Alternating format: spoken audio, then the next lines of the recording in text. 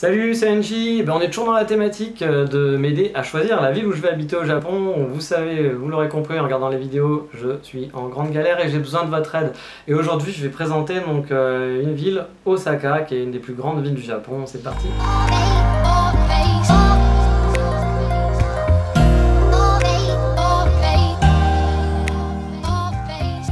Alors Osaka, elle n'est pas forcément la plus connue touristiquement parlant, elle est juste à côté de Kyoto, pardon.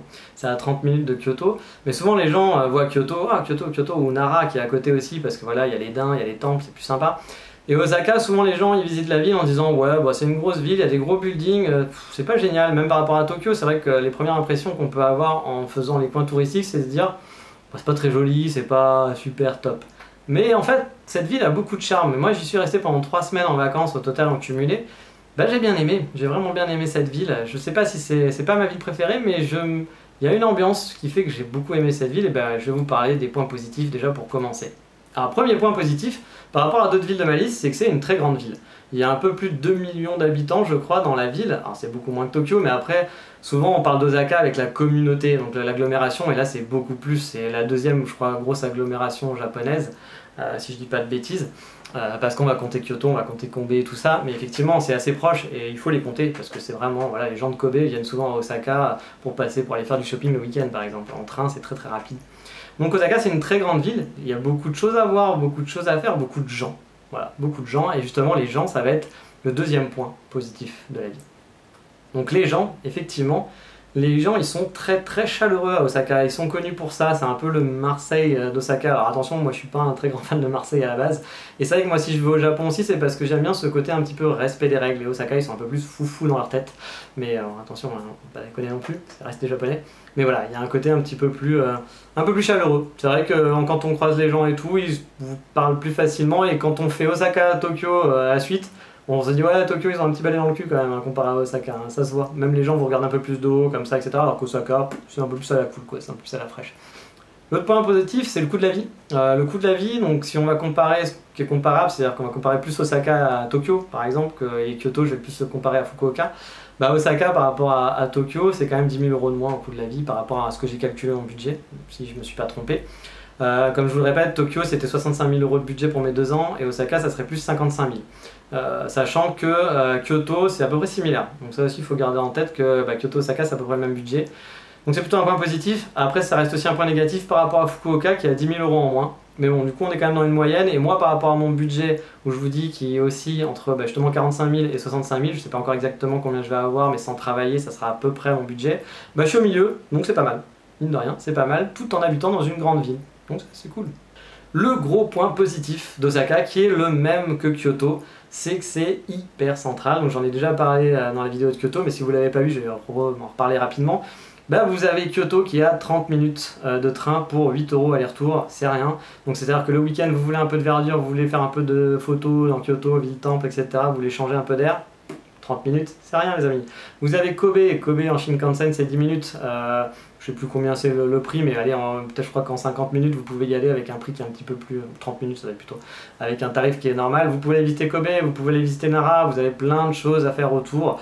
Vraiment c'est très très central, et du coup, mine de rien, pour mes week-ends, pas mes après-midi, mais pour mes week-ends, c'est plutôt cool. Et ça c'est comme Kyoto, c'est un vrai argument positif. On peut se balader un petit peu partout, on peut voir des choses différentes.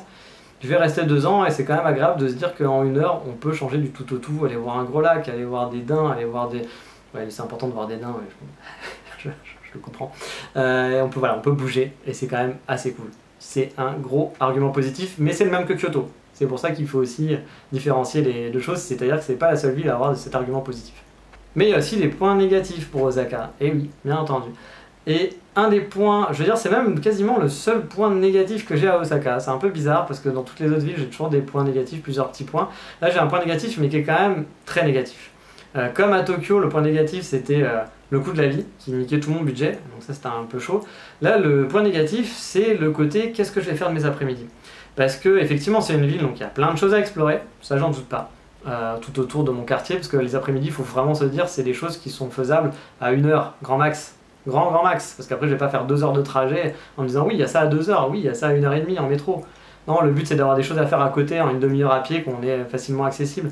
Je prends le centre d'Osaka parce que je sais pas exactement où serait l'école, j'en ai vu une qui était dans le centre d'Osaka, ouais, qui était pas mal, donc vers Umeda. Et donc dans le centre d'Osaka, bah mine de rien, pour se poser, il n'y a pas grand chose de gratuit, j'entends. Il y a des grands parcs à Osaka hein, qui sont au nord, au sud et autres, mais je le compare un peu à Paris où Paris t'as Vincennes et t'as Bois de Boulogne. J'y vais jamais parce que bah, Vincennes c'est à 45 minutes de chez moi, 1 heure, Boulogne ça doit être pareil. Ouais, j'ai pas envie de faire 1 heure de trajet de métro pour aller dans un parc. Voilà, moi ce que j'ai envie c'est d'avoir une vie de quartier, un truc sympa. Et bah là du coup c'est vrai que bon, bah, quand t'as ta vie de quartier, c'est les parcs, les coins qui sont à côté de chez toi. Il y a une belle rivière qui traverse Osaka. Elle est assez agréable, mais pas tant que ça. Voilà, il y a le coin qui est à côté de la mairie. Je pense que c'est la mairie, mais je suis pas sûr. J'adore. Moi, j'étais vers Kitahama, donc je traînais souvent par là. C'est vrai qu'elle est super agréable, mais je ne me vois pas passer tous mes après-midi là-bas. Non, clairement pas. Euh, ouais, je bug parfois. Donc non. Et la rivière, je l'ai fait en version Hanami, où là c'était génial, il y avait plein de gens et tout, etc. C'était la fête, c'était super. Et puis je l'ai fait en version pas Hanami, et puis bah, voilà, c'est un peu... On se fait un peu chier. Voilà. Donc je pense qu'il y a des choses à visiter tout autour. Il y a des choses à faire, c'est pas nul. Je dis pas que c'est nul, hein, forcément, je vais pouvoir explorer la ville. Mais comme je vous disais, moi j'aimerais bien avoir des coins où je peux me poser avec mon ordinateur portable, où je peux pouvoir me poser dans un parc, faire des petites activités, voilà, ou juste glander. Et Osaka, pour ça, j'ai l'impression que c'est pas du tout la ville faite pour.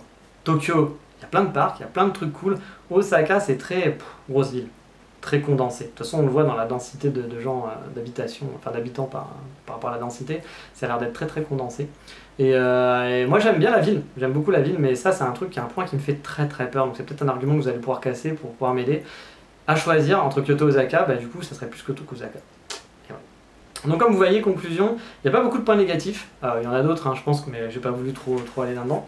Mais ce gros point moi m'emmerde beaucoup, et du coup à comparaison entre Kyoto et Osaka, bah je pense que mon cœur balance plus sur Kyoto. Osaka, surtout, je pourrais y aller les week-ends. Je pourrais faire tout le côté shopping, le côté sortie, je peux y aller, je peux faire une sortie le soir, etc. et autres. Mais peut-être effectivement, ça serait plus positif Osaka parce que j'aurais le côté, c'est beaucoup plus vivant. Dans la rue, moi j'adorais cette ambiance d'Osaka où quand tu te balades dans les rues, je sais pas, il y a une ambiance qui me plaît. Je sais pas pourquoi, je sais pas quoi dire, mais j'aimais bien cette petite ambiance dans les rues, à me balader, etc. et tout. C'est vivant, il y a plein de trucs, les gens ont l'air sympathiques, et c'est vrai que c'est une ambiance assez cool. Mais Osaka, j'avoue, ça serait plus mon choix numéro 3. Et parce que Tokyo, il y a le coût de la vie, sinon Tokyo l'aurait dépassé de loin, donc ça serait mon dernier choix. Mais encore une fois, je suis pas arrêté, je suis vraiment pas arrêté, donc bah, si vous pouvez m'aider et que vous me dites non, Osaka c'est vachement mieux, j'ai fait un sondage et par exemple, j'étais surpris parce que tout le monde m'a dit oh, il faut aller à Osaka, Osaka c'est cool. Alors que quand tu parles aux gens d'Osaka, tout le monde te dit oh, Osaka ça ne tente pas trop par les touristes. Hein. Ouais, c'est pas très intéressant, alors bah, c'est pas vrai, Osaka franchement, allez-y, faut préparer, faut pas faire que les coins touristiques, mais en étant un petit peu aventureux, vous pouvez trouver plein de trucs cool à Osaka.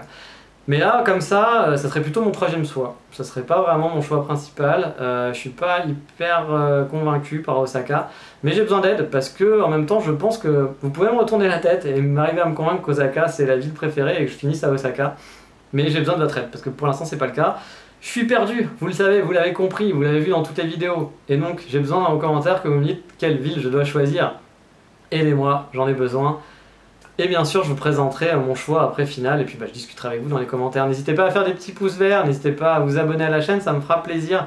Et puis bah, il y aura d'autres vidéos sur mon projet et puis des vidéos pour vous présenter ma vie au Japon. Et bien sûr, vous pourrez présenter aussi des petits tips pour aller en vacances. Donc n'hésitez pas à m'aider. Et bah, je vous dis à une prochaine vidéo. Bye bye, ciao.